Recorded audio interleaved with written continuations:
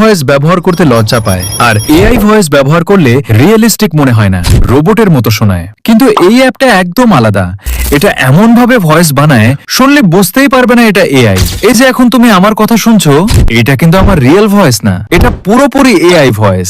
বিশ্বাস না হলে ভিডিওটা শেষ পর্যন্ত দেখো। এই অ্যাপসটার নাম হলো 11 ল্যাব। কি তুমিও এখন ভাবছো 11 ল্যাবে তো বাংলা ভয়েস জেনারেট হয় না, আর যদিও হয় তা কিছুটা এইরকম। এই সমস্যার সমাধান এই ভিডিওতেই দেবো। না না, সঠিকভাবেই হবে। চলো দেখাচ্ছি কিভাবে হয়। 11 ল্যাব তুমি ওয়েবসাইট ব্যবহার করতে পারো, অ্যাপস ব্যবহার করতে পারো। আমি অ্যাপ প্লে স্টোর থেকে ডাউনলোড করে রেখেছিলাম।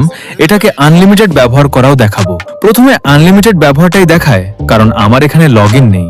লগইন করার জন্য তোমার ইমেল ব্যবহার করতে হবে না। তার জন্য ক্রোম ব্রাউজারে এসে এখানে টেম্প মেল সার্চ করলে এই ওয়েবসাইট আসবে। এখানে ক্লিক করলে এবার এখানে একটা টেম্পোরারি ইমেল দেখাবে। এই কপিতে ক্লিক করলে এটা কপি হয়ে যাবে।